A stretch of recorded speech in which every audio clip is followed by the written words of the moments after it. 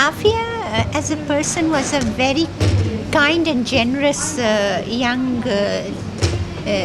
girl, and she loved children. She loved old people, and she used to volunteer. Whenever she would see anyone who is in trouble, Afia would be the first one to go and help them. She was a brilliant Muslim woman whose only aim and passion was to help children learn and create education and awareness. And for this, she went to the best universities in the world, like MIT and Brandeis in the USA. Somewhere in the blind aftermath of 9/0, after 9/11, somewhere everything started going wrong. And in Pakistan, there was a dictator who started selling his own people to his foreign masters. And that is when the dignity of Pakistan started to go down. And after the start of the war on terror, in March of 2003, Afia and her 3 young children, baby Suleiman, only 6 months old, baby, and Maryam, who was only 3.5 years old, and Ahmed, who was 6 years old. So they were going to Islamabad, taking the educational system that Afia wanted to create. But she could not get to Islamabad, and she was abducted. And then from there, she was disappeared. And she was found in Bagram in a very horrible state. And after that, she was set free. When she was set free, then she was shot. So they shot her, three bullets in her, and then when she did not die, the US Marshals, they blamed Afia. They shoot Afia, and then they say, no, Afia was trying to take our gun and shoot at us, so that is why we shot her. Is it in court? Pardon? Is it in court? This happened in Afghanistan, and then they took her with bullets and that Yes, I to know. America. Okay. Right? Okay. Yes. And then they instead of telling the truth that we shot her, they said Afia was shooting us. Yes. Yes. But there was no evidence, no bullet holes, no fingerprints, no gun firing, no Yes, I bullets know. anywhere. So she was completely innocent. This was a frame up to cover up their crime, because they had taken 2 children were US citizens.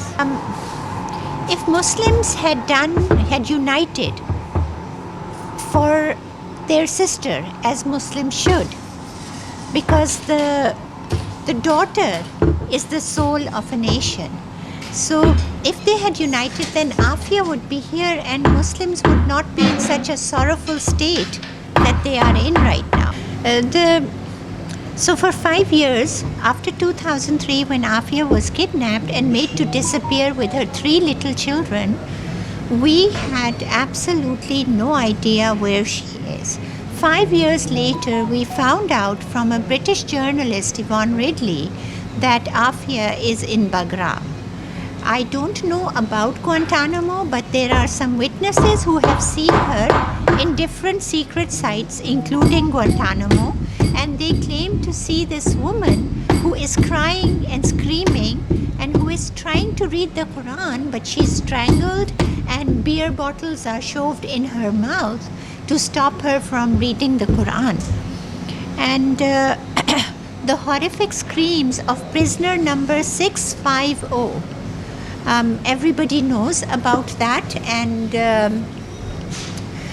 that the Grey Lady of Bagram. And finally, 5 years later, we found out that it is Afia. And now many witnesses have come and proven that prisoner 650 was indeed Afiyet Sıddıki. So Afia, so for the past 18 years, we have not met Afia. We have not been able to have any physical meetings with my sister. I don't even know at times if she is even alive. How is she? All I hear is bad news from everybody.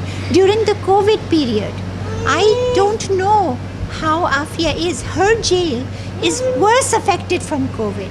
Most prisoners from FMC Carswell are affected by COVID, and a lot of prisoners are being released with compassionate release. Afia is in a lot of danger, and I appeal to everybody to get Afia also released.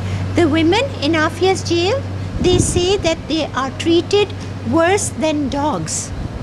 So she is in a horrible condition. Yes. And Afia is, from what I am told, she is in the administrative unit which is known as the SHU, SHU.